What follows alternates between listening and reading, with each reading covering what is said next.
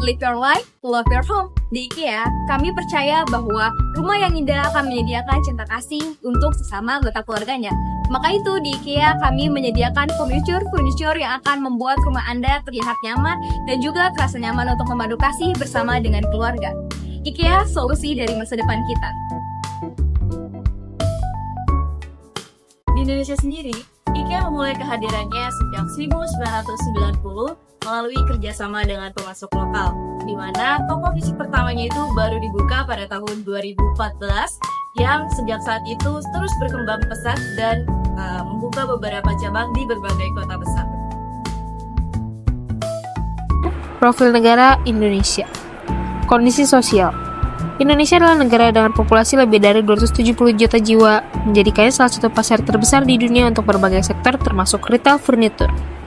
Tingkat urbanisasi yang tinggi di kota-kota besar seperti Jakarta, Surabaya, dan Bandung menciptakan kebutuhan akan gaya hidup modern, termasuk furnitur yang praktis dan terjangkau.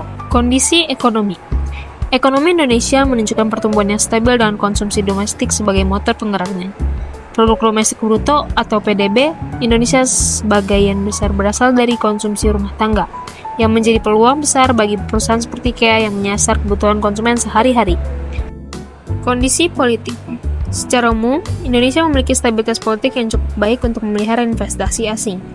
Pemerintah Indonesia juga aktif mendorong masuknya investasi melalui berbagai kebijakan pro-bisnis, termasuk penyederhanaan proses perizinan dan insentif pajak untuk investasi besar. Kondisi budaya. Indonesia dikenal sebagai negara dengan keberagaman budaya yang luar biasa, sehingga menciptakan kebutuhan akan produk yang fleksibel dan dapat disesuaikan dengan berbagai gaya hidup masyarakat. Di kota-kota besar, masyarakat urban mulai mengadopsi gaya hidup modern dan minimalis yang sejalan dengan konsep desain IKEA. Selanjutnya ada 6 dimensi diplomasi perusahaan IKEA di Indonesia. Yang pertama adalah due diligence, pemahaman terhadap regulasi lingkungan. Sebelum membuka toko di Jakarta, IKEA melakukan studi mendalam tentang peraturan lingkungan di Jakarta, termasuk persyaratan pengolahan limbah dan penggunaan bahaya lainnya. Hasilnya, IKEA menerapkan sistem pengolahan limbah yang baik dan menggunakan bahan-bahan ramah lingkungan untuk produknya. Kita ambil produk MALM, yang dimana produk ini merupakan sebuah produk lemari dan kamar tidur. Sebelum meluncurkan produk ini, IKEA melakukan riset mendalam mengenai rata-rata cara orang tidur di Indonesia dan juga ukuran tempat tidur di Indonesia. Dan hasilnya, MALM didesain dengan ukuran yang lebih fleksibel dan kompak, serta dengan bahan yang tahan terhadap cuaca tropis. Dalam hal learning sendiri, IKEA menghadapi kritik dari para pelanggannya, di mana instruksi untuk perakit furniture itu dianggap terlalu rumit dan tidak jelas. Maka dari itu, IKEA menawarkan solusi terbaik dengan memperbaiki ilustrasi dalam buku panduan agar lebih mudah dipahami oleh pelanggan. Selain itu, IKEA juga menyediakan video panduan dalam situs web dan juga aplikasi IKEA. Yang ketiga ada integration. IKEA menjadi sponsor utama acara Jakarta Fashion Week untuk memperkenalkan mereknya kepada kalangan muda yang peduli dengan desain dan gaya hidup. Di mana kita juga ambil contoh seri Kallax. Rak Kallax ini rak yang populer di Indonesia karena fleksibilitasnya. IKEA bekerja sama dengan desainer lokal untuk menciptakan rak dengan kebutuhan yang bukan cuma sebagai penyimpanan barang, tetapi juga sebagai dekoratif elemen yang unik. IKEA sendiri menerbitkan laporan berkelanjutan tahunan yang transparan, di mana berisi mengenai laporan terkait kinerja lingkungan dan juga sosialnya di Indonesia. IKEA sendiri juga aktif melakukan dialog dengan para stakeholders seperti pemerintah, LSF, dan juga media guna mendapatkan masukan dan juga menjaga hubungan yang baik.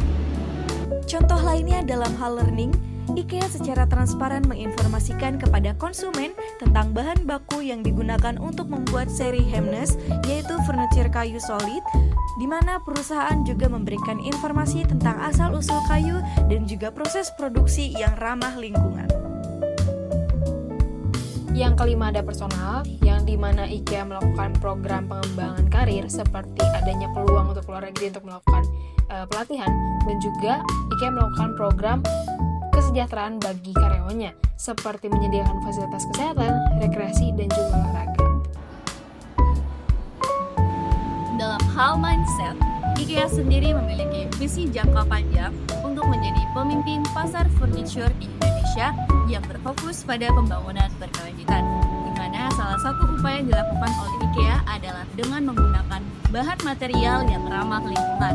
Hal tersebut dilakukan guna mengajak masyarakat Indonesia untuk menjaga lingkungan. Nah, pada bagian kali ini kita akan membahas mengenai peran pemerintah dan juga masyarakat lokalnya. Karena saat sebuah MNC melakukan ekspansi perusahaannya ke negara lain, maka yang diperlukan adalah izin dari pemerintah dan juga lokalisasi dengan masyarakat lokal. Saya akan menjelaskan mengenai di bidang pemerintahan. Nah, di bidang pemerintahan itu ada bentuk-bentuk kerjasama antara Indonesia dan Swedia. Yang pertama itu dari ranah ekonomi. Ranah ekonomi itu merupakan antara hubungan awal dan investasi, kemudian masuk ke IKEA ke Indonesia pada tahun 2014, dan juga kerjasama ekonomi dan perjanjian. Kemudian dari ranah pendidikan itu ada kerjasama di bidang pendidikan anak usia dini atau PAUD. Yang ketiga itu ada ranah diplomatik dan kunjungan kenegaraan, yaitu dimulai dari kunjungan Raja Swedia ke Indonesia pada tahun 2017 dan penandatanganan di berbagai bidang kerjasama. Yang terakhir itu ada di ranah masyarakat lokal. Nah, di masyarakat lokal ini ada pertama itu pemberdayaan usaha sosial seperti mendukung 30 usaha sosial di sektor pertanian berkelanjutan. Kemudian ada dukungan untuk anak-anak dan wanita. Kemudian ada kerjasama dengan industri lokal yaitu pengrajin lokal di Solo. Kemudian yang menarik ada Teras Indonesia, yaitu di mana inisiatif untuk menampilkan karya UKM lokal dan mendukung bersaing di ranah global. Yang kelima itu ada program IKEA Food Aid, yaitu di Bandung dengan pengumpulan donasi. Yang enam itu terakhir standar etik IY yang memastikan pemasok IKEA mematuhi persyaratan lingkungan, sosial, dan juga kondisi kerja. Kami IKEA menjalin hubungan baik dengan NGO global maupun NGO lokal seperti WWF dan juga Tropen Boys Indonesia, yang dimana fokus utama kami itu untuk mengatasi dan juga mengurangi isu-isu lingkungan yang ada, terutama yang berkaitan dengan sumber daya alam kayu. Program yang akan kami jalankan itu berfokus pada penggunaan kayu berkelanjutan, di mana kami IKEA memastikan 100% kayu yang digunakan memiliki sertifikasi FSC atau Forest Stewardship Council. Yang kedua itu kita ada reforestasi, di mana IKEA itu mendukung program reforestasi di hutan Kalimantan terutamanya, di mana ini juga berujuk kepada konservasi hutan berupa kemitraan yang telah membantu merehabilitasi lebih dari 4 juta hektar hutan di berbagai negara. Lalu yang ketiga itu ada kampanye kesadaran, di mana bersama WWF kami percaya IKEA dapat mengedukasi konsumen tentang pentingnya konsumsi yang bertanggung jawab. Dan juga kita juga membutuhkan dorongan dari komunitas lokal, di mana ini mampu untuk mendorong partisipasi masyarakat lokal dalam upaya konservasi dan memberikan pelatihan untuk pengelolaan sumber daya. Tidak hanya itu, kami IKEA juga bekerjasama dengan asosiasi lokal seperti Asosiasi Pertekstilan Indonesia, yang dimana ini untuk menjaga rantai pasokan produksi dari tekstil itu sendiri, yaitu untuk memenuhi standar berkelanjutan.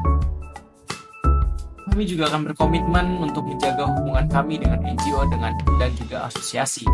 Mana pertama, komitmen terhadap NGO. Kami akan mencoba untuk transparansi dan memiliki keberlanjutan. Nah, IKEA percaya IKEA dapat berkomitmen untuk mempublikasikan laporan keberlanjutan setiap tahun yang diaudit oleh pihak independen. Lalu yang kedua, kolaborasi strategis, di mana melanjutkan kemitraan dengan NGO lingkungan seperti WWF dan Tropen Boys Indonesia untuk melindungi hutan dan mengurangi emisi karbon. Lalu yang ketiga itu bekerja sama dengan NGO sosial seperti Kemitraan Partnership Indonesia untuk memberdayakan masyarakat lokal di sekitar wilayah operasional IKEA. Selanjutnya untuk komitmen kami terhadap asosiasi, di mana yang pertama kita memiliki peningkatan standar produksi, di mana kami akan mematuhi standar ISO 14001 tentang manajemen lingkungan dan bergabung dengan Asosiasi Pengusaha Hutan Indonesia atau APHI untuk memastikan sumber bahan baku yang bertanggung jawab. Lalu kami akan memastikan produk kayu lokal menggunakan kayu legal sesuai standar SVLK atau Sistem Verifikasi Legalitas Kayu. Lalu kami juga punya standar ketenaga kerjaan, di mana kami dapat menjamin kondisi kerja layak sesuai standar International Labour Organization, termasuk di sektor rantai pasok IKEA di Indonesia. Lalu yang ketiga, yang pastinya kita akan terus berupaya untuk kolaborasi dalam inovasi, di mana bersama Asosiasi Industri Plastik Indonesia, IKEA berkomitmen mengurangi plastik sekali pakai di produk kami. Pada Desember 2020, PT Agri Lestari Nusantara mengajukan gugatan kepada IKEA Supply AG sebesar 543 miliar. Hal ini terkait sebagai pemutusan kontrak kerja produksi kaset kaki berbahan serabut kelapa.